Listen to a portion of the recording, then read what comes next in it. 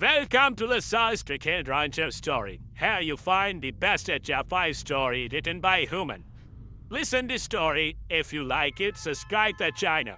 Deep in the ruins of a forgotten starship, he discovered an alien healer with a secret welcome to the world of science fiction. Comment below where in the world you are watching from today. And if you like this story, don't forget to subscribe. The wreckage loomed like a corpse in the shadow of a dying star. Twisted metal, scorched hull plating, and shattered conduit stretched across the desolate surface of the moon, remnants of a forgotten starship lost to time. Donovan Reese crouched near an exposed bulkhead, his breath fogging the inside of his helmet as he ran a gloved hand over the jagged steel. It had been here for centuries, abandoned and buried beneath layers of dust and asteroid debris. Yet the moment he had stepped onto this forsaken rock, he had felt something. An instinct sharpened by years of experience told him that there was more to this ruin than old bones and scrap metal. His boots crunched against the brittle terrain as he maneuvered through the wreckage, his scanner flickering with faint life signs. At first he had assumed it was a glitch. No organic being should have survived in this tomb for so long, not with the ship's life support systems long since drained of power. But the signal was steady, pooling in time with something deep within the hull. Adjusting the strap of his rifle, he stepped over a collapsed corridor, his flashlight beam cutting through the oppressive darkness. The air was thick with silence, broken only by the occasional groan of shifting metal, the remnants of a ship that had once traveled the stars, now reduced to a graveyard. Donovan had seen his fair share of lost vessels, derelict warships left to drift after forgotten battles, freighter gutted by pirates, all of them testaments to the unforgiving void. But this ship felt different. It was older than any wreck he had scavenged before, its architecture bearing designs he couldn't place. The markings on the walls were etched in a language he didn't recognize, neither galactic standard nor any dialect he had encountered. In his years of running salvage had set his nerves on edge, but the life sign pulsed again, pulling him deeper inside. He moved carefully, his rifle raised as he approached what had once been a sealed chamber, its doors wrenched open by some long-forgotten force. Beyond the threshold, a dim glow pulsed in the darkness, his visor adjusted, filtering through the haze of dust and stagnant air. What he saw made him pause. Amid the decay and ruin stood a containment pod, its surface covered in frost, its display flickering weakly with power it should not have had. Inside, a figure lay suspended in cryogenic sleeper form, illuminated by the faint blue light of the failing stasis field. Donovan's grip on his weapon tightened. She was unlike any being he had encountered before. Her skin held an otherworldly glow, a shimmer of silver beneath the ice, her hair cascading in waves of midnight blue. Her features were regal, sculpted with a delicate strength that defied the vulnerability of her current state. She looked human, but something in the sharpness of her cheekbones, the elongated grace of her fingers told him otherwise. His breath came slow as he studied the pod's readings. The language was alien, but the patterns were familiar enough for him to understand she was alive. Barely, whatever system had kept her in stasis for all these years was failing, its energy reserves nearly depleted. If he did nothing, she would die. Within hours, 1,000 thoughts ran through his mind. He had found survivors before, usually just long enough to watch them take their last breaths. The void did not grant mercy to those left behind. And yet something about this woman, this forgotten soul, made hesitation coil in his gut. He didn't know who she was or how she had ended up here, but he did know that this ship had been left to rot for a reason. Still, he found himself moving. His fingers worked swiftly, overriding the failing stasis field, bypassing security measures that had long since eroded with time. The pod hissed as frost melted away, steam rising as the containment field disengaged. For a long moment she did not move. Then, with a sudden gasp, her body jerked her back, arching as she was torn from the grasp of endless sleep. Her eyes snapped open, and Donovan found himself staring into a pair of irises that shimmered like molten gold. She sucked in a ragged breath, her chest rising and falling in uneven tremors. Her gaze was unfocused, darting across the ruined chamber before settling on him. There was no fear in her expression, only disoriented caution, the slow realization that she had awoken in a place she did not recognize. He lowered his rifle, But he did not relax easy. He muttered, his voice distorted through his helmet's calm. "System, you've been in stasis a long time." Her lips parted, but the words that left them were in a language he didn't understand. It was fluid, lyrical, carrying an ancient weight that sent a shiver down his spine. "Donovan, exhale. I don't understand you." She frowned, as if processing his words. Then, after a moment, she reached out a trembling hand, pressing her palm against the edge of the pod. He hesitated before mirroring the gesture, letting his gloved hand rest just inches from hers. Something warm pulsed through the air, an energy that sent static skittering across his armor sensors. Then, as if a connection had been established, her voice echoed in his mind, not in his ears, but deep within his thoughts. "You are not one of them." His pulse kicked up a notch, but he held his ground. "One of who?" She stared at him, her golden eyes filled with something between sorrow and steel. "The ones who betrayed me." Donovan clenched his jaw. All he hadn't signed up for this. He was a scavenger, a drifter, with no allegiance to anyone but himself. Yet as he looked at her, this woman lost in time, with a past heavy enough to break worlds, he felt something shift. He had never believed in fate, but he did believe in survival, and right now she was looking at him like he was the only lifeline. She had left the ship, trembled, a distant warning of instability. He didn't have time to debate. "Can you walk?" he asked. She swallowed, nodding slowly. I think so." "Good." He extended a hand. "Then let's get the hell out of here." She hesitated for only a second before placing her fingers in his, her touch cool but steady, and with that Donovan made a choice that would change the course of his life forever. The air inside the ruined starship was thick with decay, the scent of time itself pressing down on the remains of what had once been a place of power. Donovan steadied Serena. She took her first shaky steps outside of the stasis pod, her fingers tightening against his gloved hand as she fought to reorient herself to reality. Her breath came in measured draws, each inhale carrying the weight of someone who had spent far too long in the void between life and death. She was taller than he had expected her, bearing regal despite her obvious weakness, her posture betraying a lifetime of discipline and authority that had not yet fully abandoned her. Even in the dim glow of his helmet's visor, he could see the luminous quality of her skin, the way it reflected the cold, dying light of the ship's failing power core. There was something undeniably otherworldly about her, something that made his gut tighten with unease.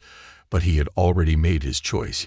He wasn't leaving her behind. She glanced around, taking in the destruction with a distant kind of sadness, her golden eyes scanning the wreckage with the careful assessment of someone who already knew what she would find. This was not just the remnants of a starship. This had been a home, a sanctuary, perhaps even a throne. Now it was nothing more than a rusting graveyard, lost to time and forgotten by the galaxy. Her fingers twitched at her sides, as if she could still feel the ghosts lingering in the air. Donovan had seen that look before, the expression of someone who had lost everything and had yet to decide whether they should mourn or rage against the universe for taking it from them. He tightened his grip on his rifle and shifted his stance, watching the surrounding corridors for any signs of movement. "We need to get moving," he muttered, his voice filtering through the helmet's external speakers in a low, even tone. "I don't know how long you've been in that pod, but this place isn't exactly stable. My ship isn't far, but we'll have to move fast." Serena's gaze snapped to him, sharp and assessing, and though her body was weakened by centuries in cryo-sleep, her mind was clearly still intact. She straightened her movements, slow but deliberate, her chin lifting just slightly as if to reassert some measure of control over her own circumstances. "You are not one of them," she said again. But this time it was not a question. Her voice carried a weight and authority that did not match the vulnerability of her current state. And Donovan felt the strange sensation of being measured in a way he had not been in a very long time. He exhaled through his teeth and took a step back, giving her space as she steadied herself. "Still don't know who them are," he admitted, "but I don't make a habit of betraying people I just met, so unless you've got a reason to shoot me, we should keep moving." He gestured toward the corridor behind him, the one that would lead them back toward the surface. "My ship waiting outside if you want to ride out of here. Now's the time." For a long moment she didn't speak.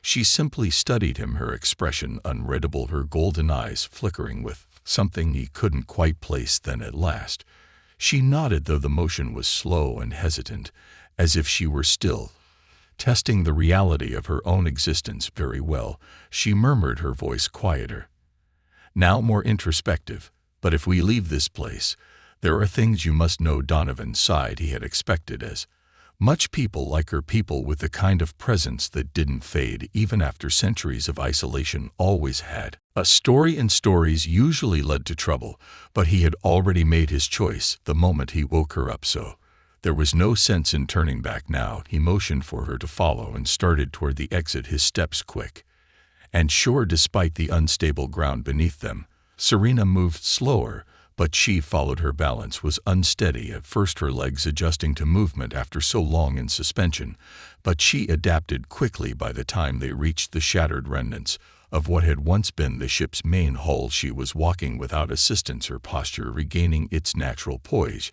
She was quiet as they moved, her eyes darting between the ruined walls, laying aim on collapsed bulkheads and shattered consoles as if searching for something she had lost long ago. Donovan didn't press her for answers. He had learned long ago that people told their stories in their own time, and forcing the issue only led to more questions than answers. The moment they stepped outside, the cold bit at them like a living thing. The moon's surface was barren and windswept, its atmosphere thin enough that Donovan's helmet adjusted automatically, filtering out what little oxygen remained. The stars stretched endlessly above them, an ocean of darkness speckled with distant fire, and in the distance his ship, the Wayfinder, stood waiting. It wasn't much to look at, an old freighter with its fair share of scars and modifications, but it was reliable, and right now it was the only way off this forsaken rock. Serena hesitated just outside the ship's threshold, her gaze sweeping over the vessel with something that looked like cautious curiosity. Donovan keyed in the access codes, and the ramp hissed open, revealing the dimly lit interior beyond. He turned back to her. "Waiting, you coming?" he asked. She looked at him, then truly looked at him, and for a moment he thought she might refuse, but after a breath she stepped forward, crossing the boundary between what had been and what would be, and the ramp sealed behind her. Inside, the ship hummed with quiet energy.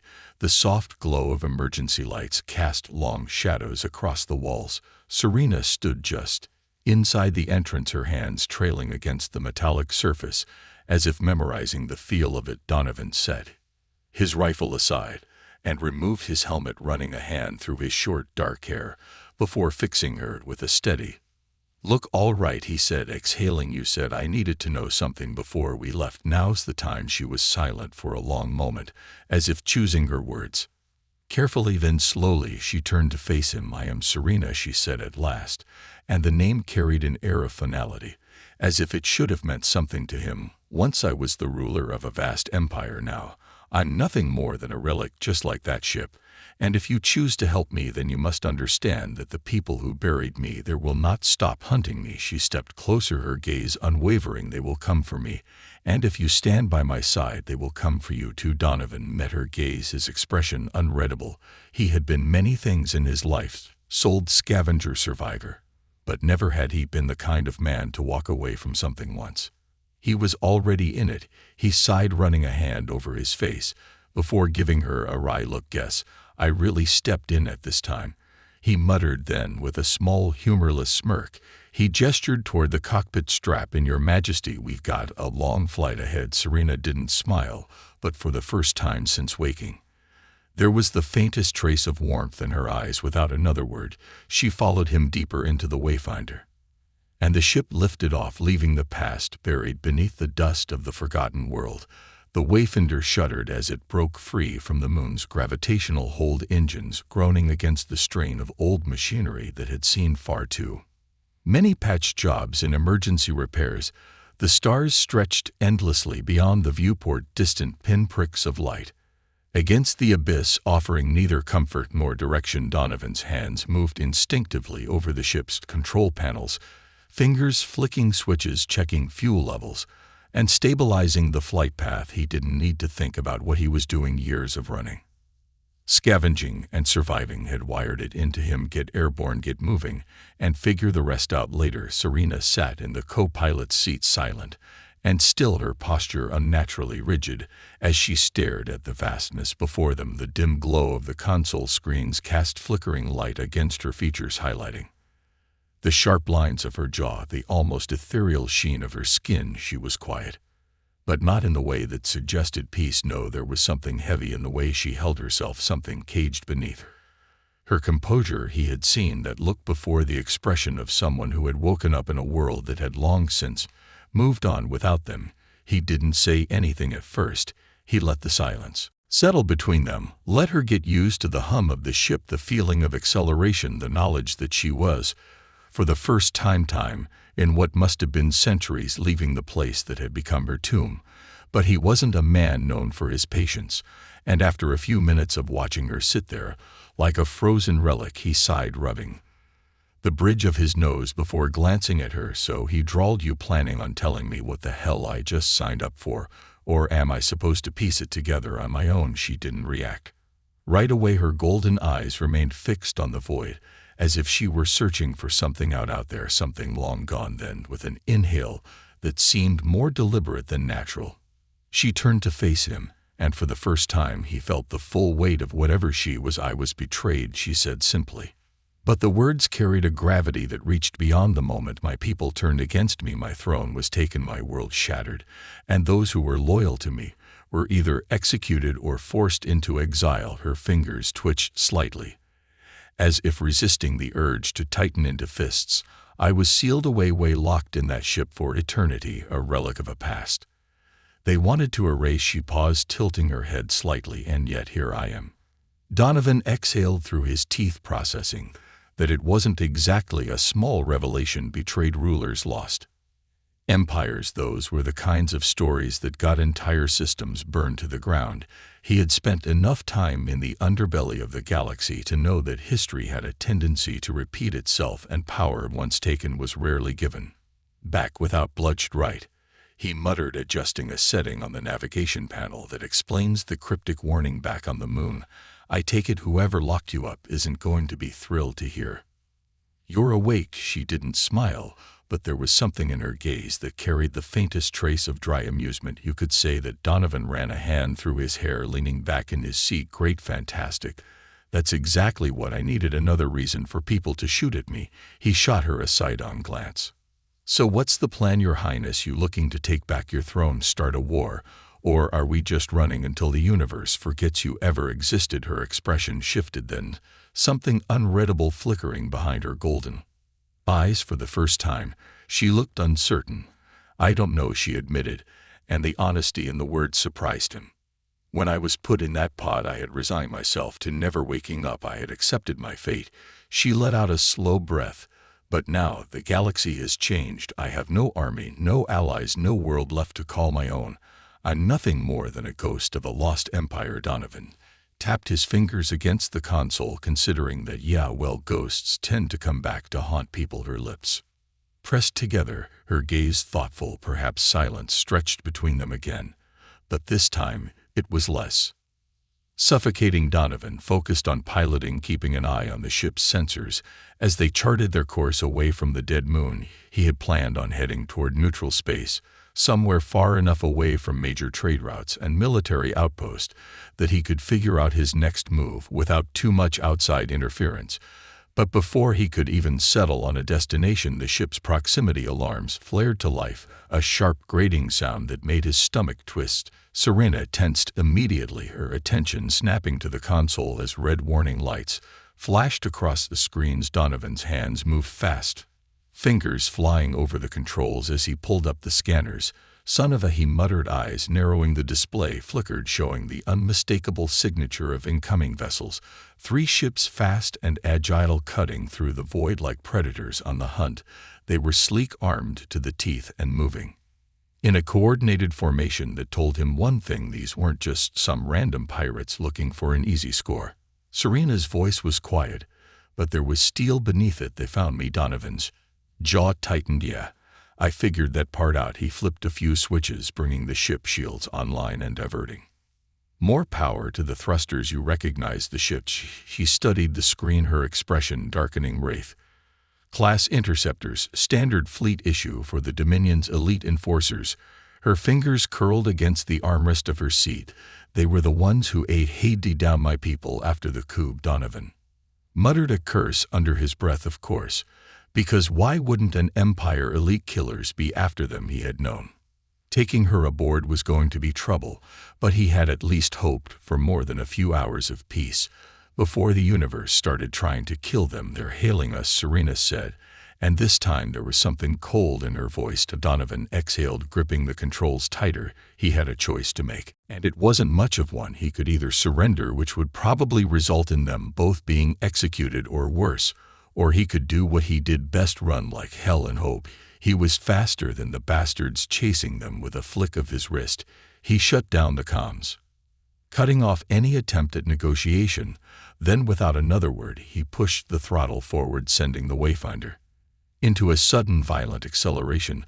The ship groaned under the strain, the stars blurring outside the viewport as they plunged head first into the depths of the unknown. Serena's hands gripped the sides of her seat, but she did not protest. Instead, she simply watched as the interceptors closed in, her golden eyes burning with something fierce and unyielding. And for the first time, Donovan realized that whatever happened next, whatever chase, whatever battle, whatever war this would lead to, she wasn't afraid. She was ready. The Wayfinder lurched as its engines roared to full power, the ship shuddering violently under the strain of sudden acceleration. The warning klaxon screamed in protest, and Donovan could feel the vibrations deep in his bones as he wrestled with the controls, his fingers flying across the console in a desperate attempt to outmaneuver the Wraith-class interceptors closing in on them. The ships were fast, far too fast for comfort, and they moved with the kind of lethal precision that only came from years of military training. He had seen their kind before: elite hunters, relentless in pursuit, unyielding in their orders. Once they had a target, they did not stop until the job was done. And right now that target was them. The ship sensors painted a grim picture on the screen before him. The interceptors were closing in rapidly, their angular forms cutting through the void like spears. They were equipped with high-output pulse cannons and tracking missiles that could turn the Wayfinder into debris with a well-placed shot. Donovan had upgraded his ship with reinforced forward plating and a decent shield array, but it was still an old freighter at heart, no match for 3 state-of-the-art warships built for pursuit and destruction. Serena sat rigid beside him, her golden eyes locked onto the display, her expression unreadable. There was no panic, no fear in her gaze, only a quiet, controlled focus that sent a ripple of unease through him. She had been hunted before. She had seen death approach in the form of ships just like these, and yet she did not tremble. If anything, there was a cold determination in the way her fingers curled against the armrest, a silent readiness for whatever came next. "They are trying to box us in," she said, her voice calm despite the rising tension in the cabin. "They will not fire immediately.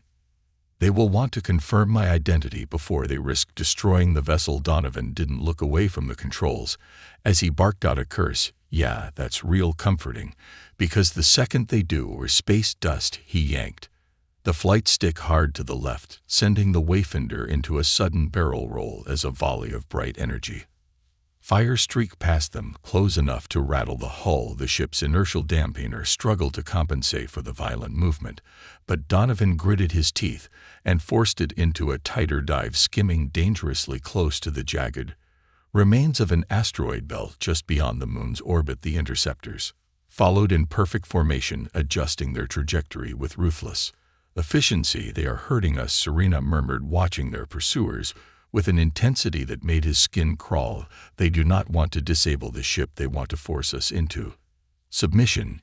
"Yeah, well, they can want all they want," Donovan shot back.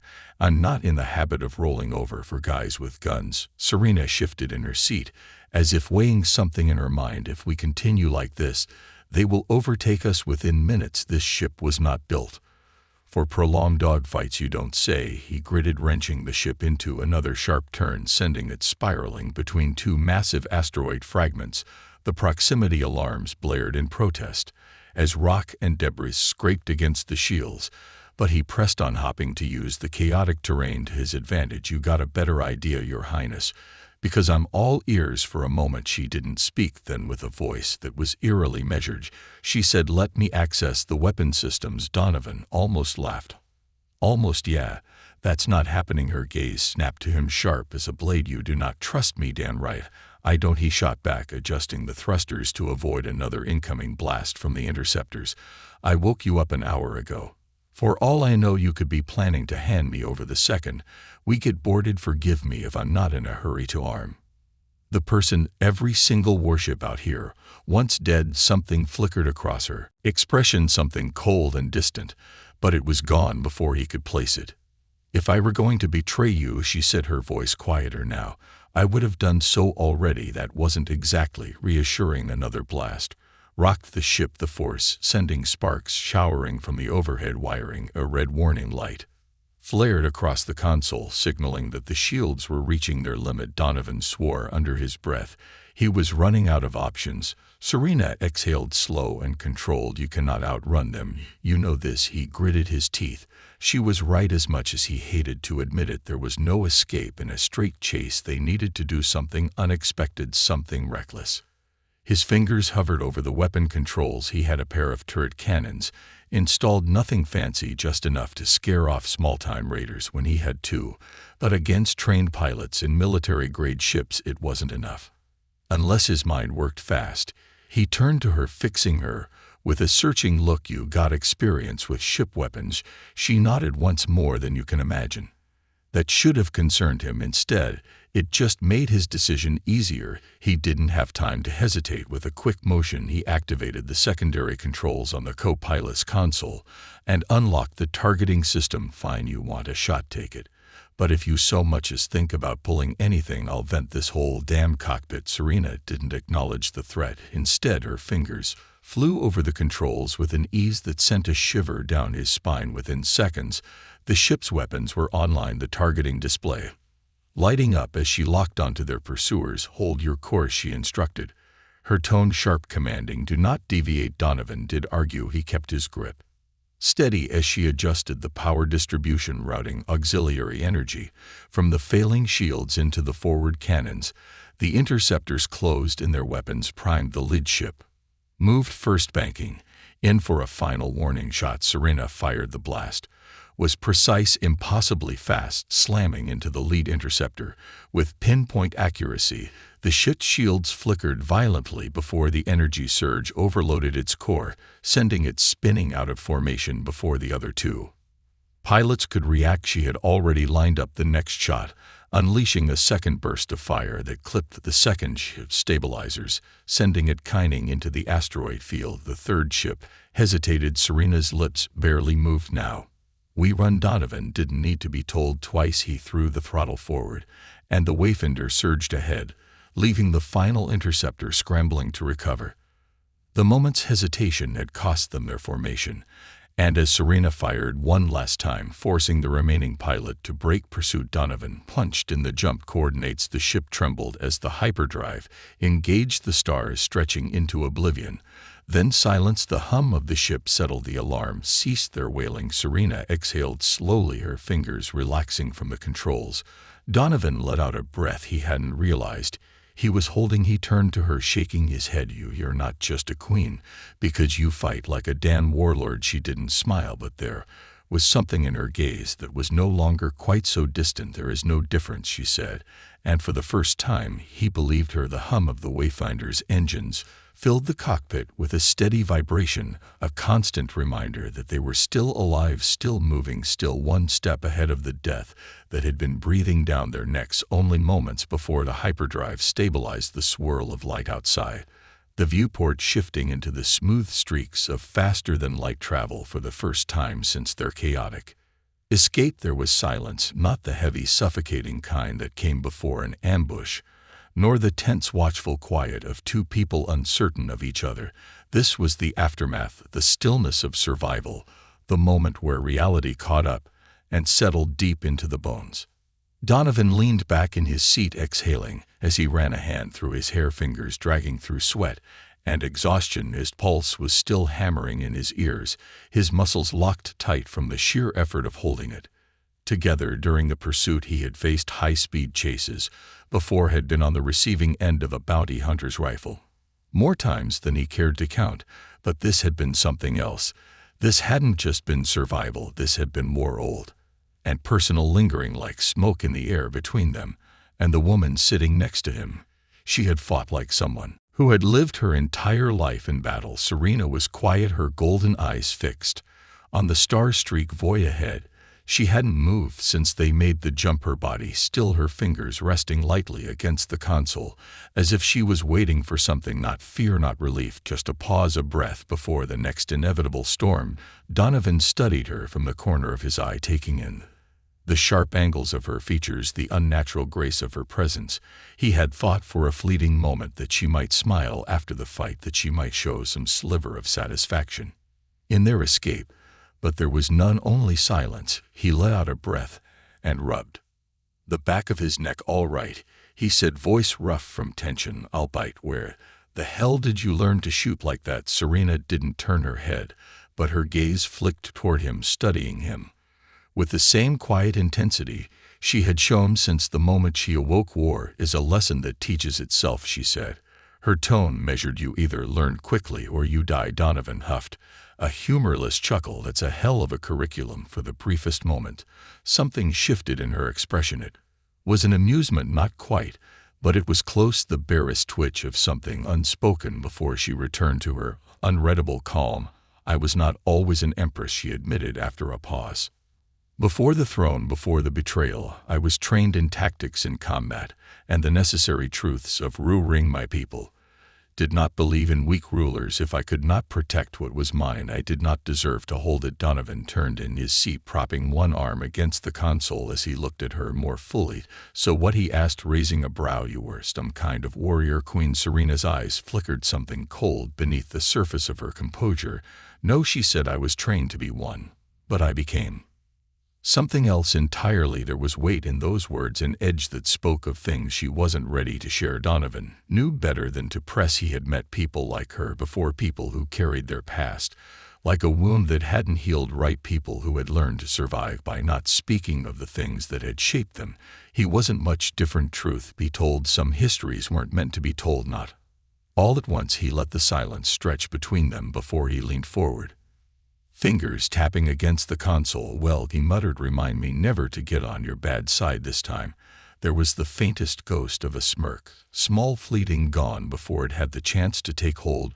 She did not respond, only shifting her gaze back to the vastness of space, as if it held answers she hadn't yet found. Donovan exhaled and turned back to the ship systems, his focus shifting to more immediate concerns. They had bought themselves time, but not much. The Dominion had found Serena once, which meant they would find her again. He needed to know more, needed to understand what they were dealing with before the next inevitable confrontation. He ran a quick diagnostic, checking the damage they had sustained in the chase. Shields were at 32%. The hull had taken minor impact stress from the asteroid field, and fuel reserves were just over half. Not ideal, but not disastrous. He adjusted their heading, setting a course toward a neutral trade outpost on the edge of claimed space. It wasn't much, just a glorified rest stop for smugglers, information brokers, and mercenaries looking to disappear for a while. But that was exactly what they needed. He had contacts there, people who didn't ask questions unless the price was right. They could refuel, make repairs, and most importantly, get some answers. "We're heading to Tarai Station," he said, breaking the silence. "It's a small outpost in the outer fringes off most major travel routes. It's got supplies, a mechanic, and a few people who might know more about what we're up against." Serena regarded him carefully. "And you trust these people?" Donovan scoffed. "Trust? No, but they like money, and I know how to grease the right palms. If someone's been sniffing around about you, we'll hear about it there." She studied him for a moment, as if weighing his words, then nodded. "Very well." Another stretch of silence settled between them, but it wasn't uncomfortable. It was measured, thoughtful. Serena's fingers traced absently along the edges of the console, her golden eyes dark with something distant. Donovan didn't know what she was thinking, but he could guess. She had been alone for so long, locked away in a ship that had long since become a relic. Now She was here in a universe that had likely moved on without her, hunted by ghosts of the past she had thought she would never face again. He had been in bad situations before, but this was something else entirely. He sighed, stretching his arms before leaning back. "So what's the deal anyway?" he asked, keeping his tone light. "You got a plan? Once we figure out who's after you, gonna the story to be counting you next video."